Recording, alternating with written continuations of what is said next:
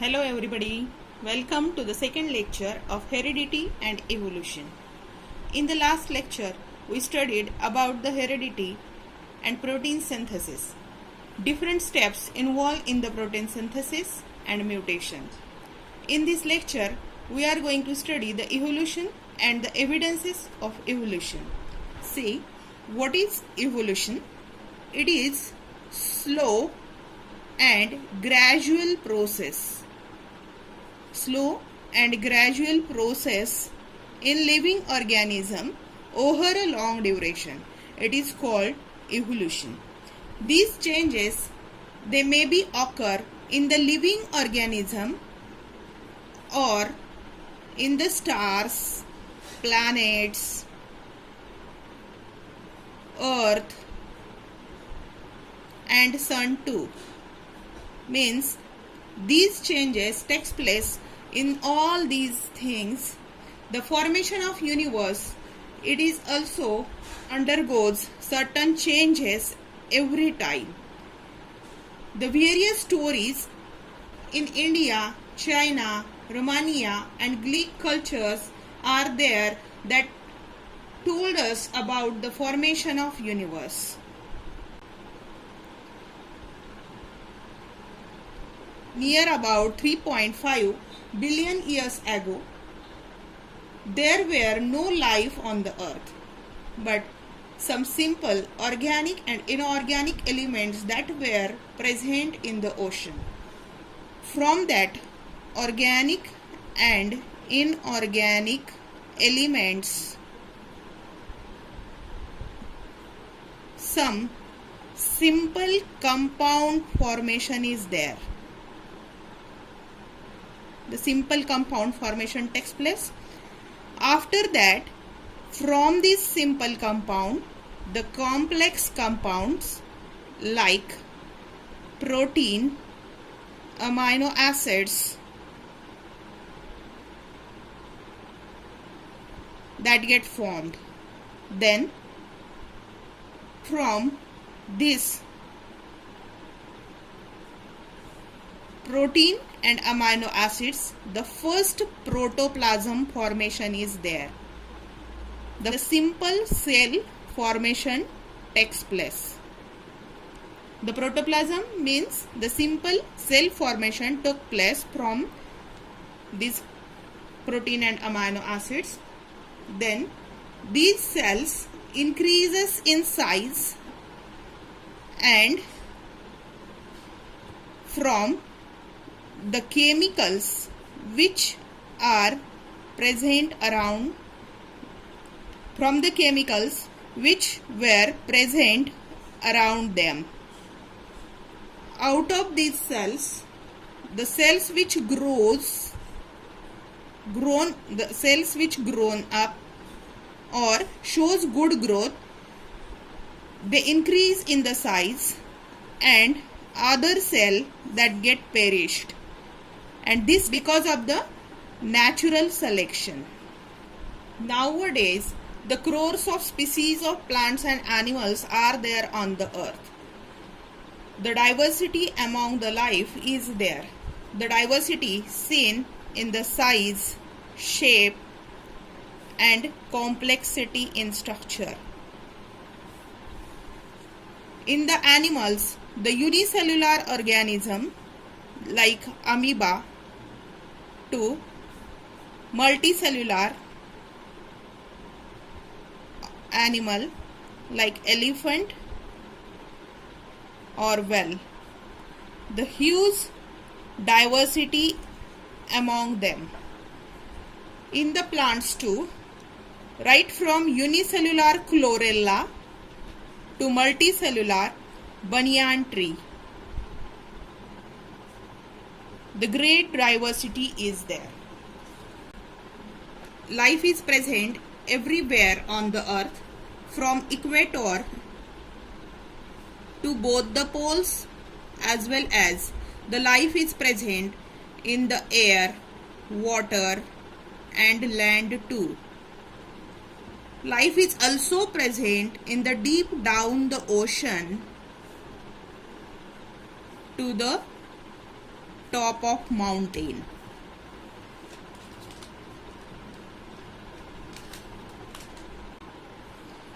Human being shows curiosity about the life and the origin of life. So there were many theories put forth to find out how the life came into the existence. Out of that, the theory of evolution or the gradual development of living organism that is accepted. So move to the next point, that is theory of evolution. Theory of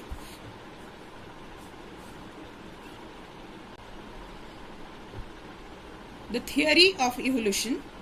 According to this theory, the first life or the living material, that is the protoplasm, it is produced in the ocean.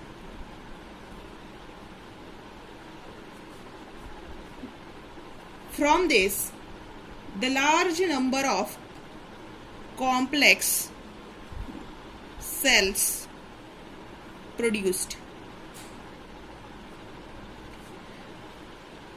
And this process, the first life, that is protoplasm, produced in the ocean, and from this the large number of complex cells or the organisms that produced, the many crores of years takes place. This is a very slow and gradual process. The slow, gradual as well as the organizational process means this conversion from protoplasm to complex organism, it took place step by step. So the progressive development of plants and animals from the ancestors having different structural and functional organization is called evolution. This theory of evolution gives so many evidences to prove it. So, see, the first evidence given by this theory, it is morphological evidence.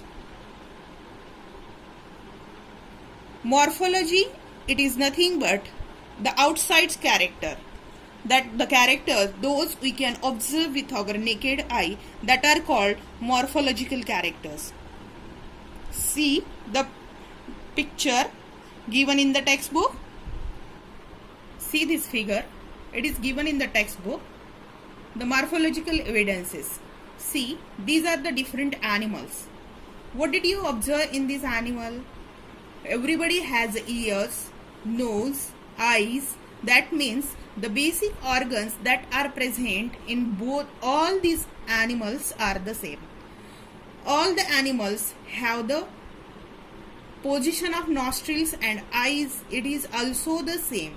The ear pinna, it is covered with thick and dense hairs on it.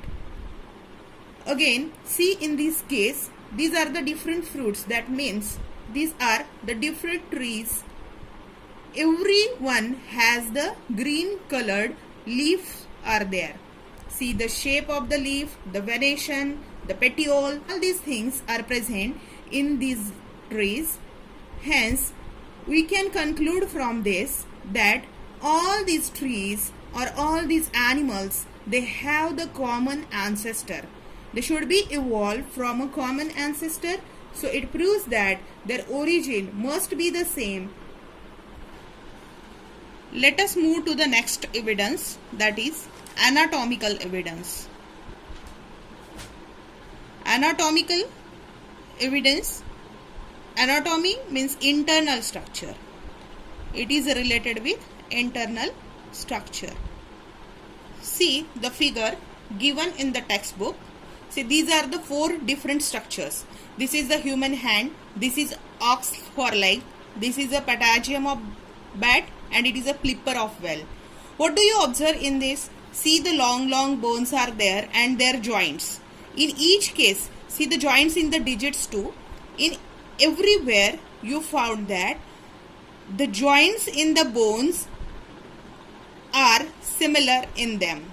That means there is a similarity in the structure of bony joints in the organs of each organism or each animal.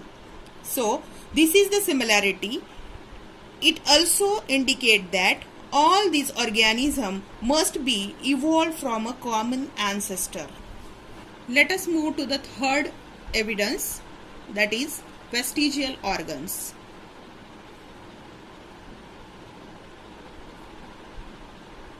What is the meaning of vestigial organs? See, these are nothing but degenerated or underdeveloped useless organs of organisms that are called the vestigial organs. We know that mostly a specific structure in the human body, it is useful under certain situations, and for example, see the appendix. We know that appendix, it is present in the human as well as in the ruminant. Long ago, human beings when lived in the caves and he eat raw meat, at that time this appendix that was helpful to digest the complex fiber that is present in the meat. But we know that now we eat the cooked food, so no need to digest such complex cellulose. So this appendix, according to the theory or the principle of natural selection, the organ which are not in use slowly get degenerate. So this appendix, it slowly degenerate in the human beings, but it is still present in the ruminants because they have to digest the complex cellulose.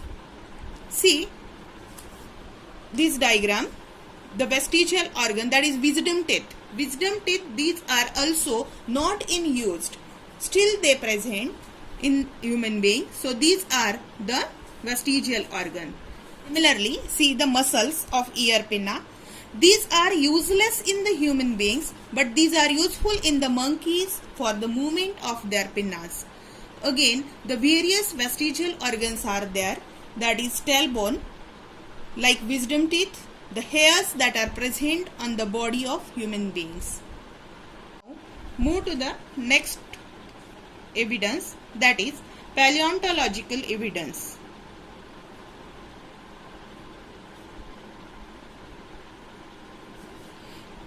This evidence, it is related with the fossils. Then what are the fossils?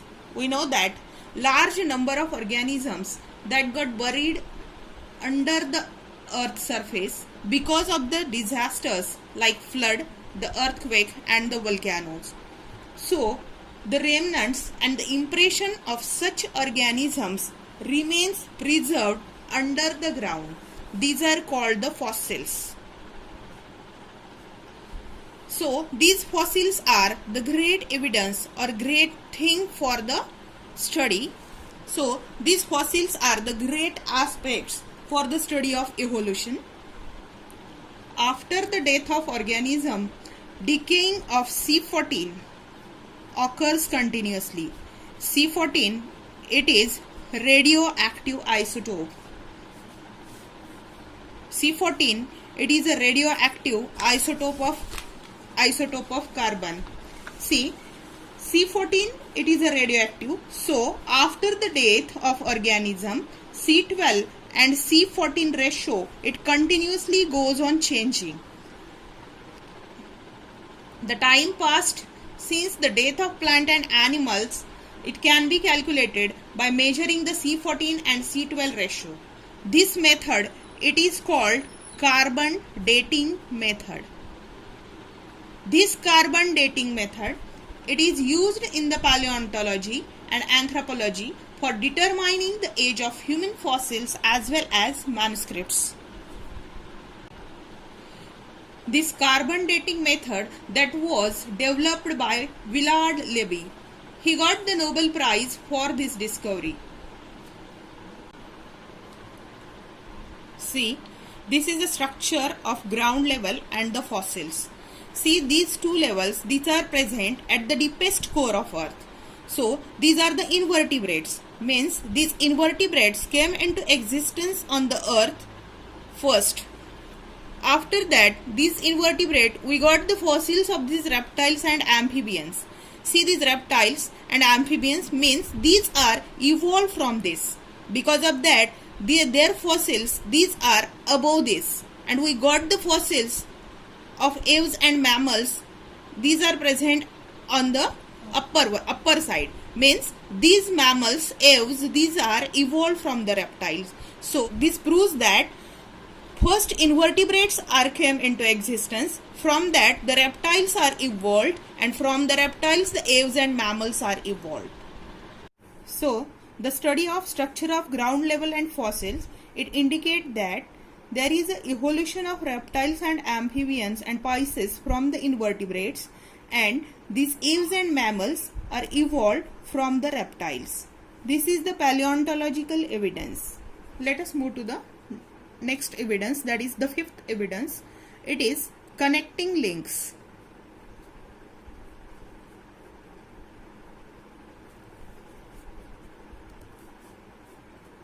Plants and animals, they shows the morphological characters by which they can be related to two different groups. Hence, these are called the connecting links. That means they shows the characters of two different groups. Hence, they are on the borderline of that two groups. So, these are called the connecting links. For example, see the peripatus. The peripatus, it shows the segmented body, thin cuticle, and parapodia-like organs, and all these characters, these are just like the annelids. And it also shows the tracheal respiration and open circulatory system, and these characters, these are of like arthropodas. So the peripatus, so this peripatus, it is the connecting link in between the annelida and arthropoda.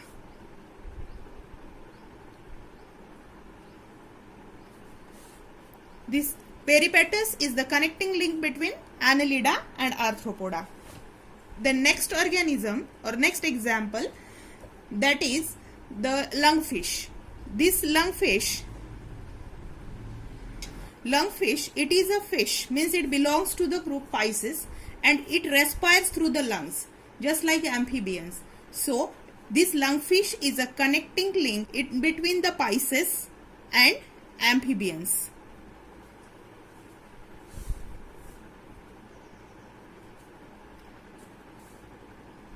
The another organism, that is duckbill platypus. See,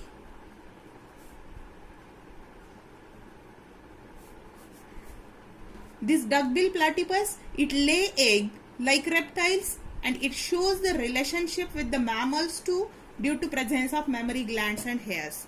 That means this duckbill platypus, it lay egg. So this character, it is of reptiles, and it has a mammary gland and hairs on the body.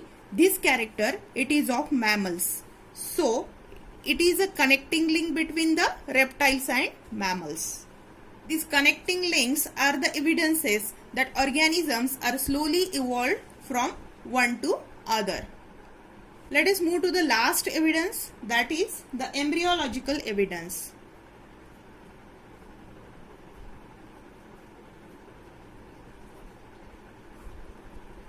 See the figure in the textbook. See, these are the embryos of different animals: fish, salamander, tortoise, then chicken, then pigs, cows, rabbits, and mans. These embryos, these are the three different stages of all these embryos.